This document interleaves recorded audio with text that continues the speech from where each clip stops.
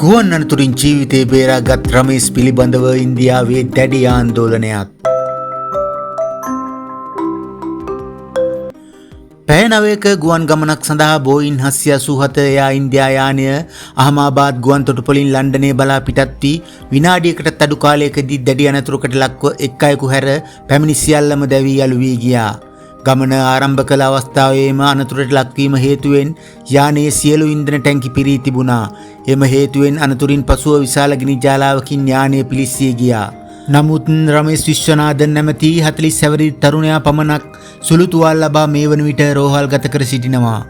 ඔහුගේ 11A80 අසලම යානයේ ඉන්ධන ටැංකි පිහිටා තිබීමත් ඔහුට සුළු තුවාල පමණක් සිදුවීමත් විශ්වාස කළ නොහැකි සිදුවීමක් බවටයි ඉන්දීය වෙබ් අඩවි කිහිපයක්ම පවසා සිටින්නේ.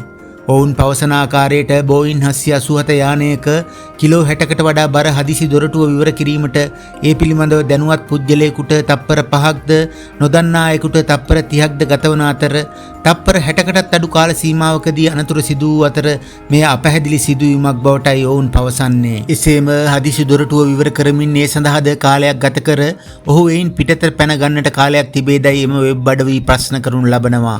එසේම ඔහු පිටතට පැන්නේ සිසුන්ගේ ගොඩනැගිල්ලටද එසේත් නොමැතිනම් බිමටද යන්නත් එවැනි අවස්ථාවක ඔහුගේ අස්ථි බොහෝසේ බිඳී යාම සිදුවිය යුතු බවත් නමුත් ඔහු අනතුරින් පසුව ඇවිද ගිය අයුරුද පුදුම සහගත බවට ඔවුන් පෙන්වා දෙනවා. කෙසේ නමුත් රෝහලේ සිටින විශ්වාස මාධ්‍යයට පවසා තිබුණේ මේ ආකාරයෙන්. මට බකල් එක ගලව ගන්න පුළුවන් වුණා. ඒ විවරයෙන් කකුලෙන් හයිය අරන් බඩ ගාගෙන එළියට ආවා. සියල්ල තප්පර කිහිපයකින් සිදු වුණා. අපි පහළට යන බව මට වැටහුණා. මුලදී මම මිය ගොස් ඇති බව මම හිතුවා. පසුව මම තවමත් ජීවිතුන් අතර සිටින බව මට වැටහුණා. මගේ ආසනය අසල මද කොටසේ හිදුරක් දැක්ක මම මගේ කකුලෙන් තල්ලු කරමින් එම විවරය හරහා බඩ ගාගෙන ගියා. මගේ වටේ සිටින සියලු දෙනා මිය ගොස් හෝ මිය යමින් සිටියා. මම තවමත් බේරුණේ කෙසේදයි මට තේරෙන්නේ නැහැ.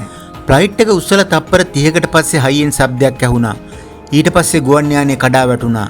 ඒ සියල්ල ඉතා ඉක්මනින් සිදු වුණා. යයි ලෙස්ටර්හි පදිංචි රමේෂ් මහතා පවසනවා. එසේම ඔහු තව දුරටත් පවසන්නේ මම නැගිට්ටාම මගේ වටේ මල සිරුරු තිබුණා. මම බය වුණා. මම නැගිටලා දිව්වා. මගේ වටේ ගුවන් යානයේ කොටස් විසිරීලා තිබුණා යනුවෙන්. කෙසේ නමුත් රමේෂ්ගේ ඥාති සහෝදරයෙකුද යානයේ සිට ඇති අතර ඔහු අනතුරින් මිය ගොස් තිබුණා.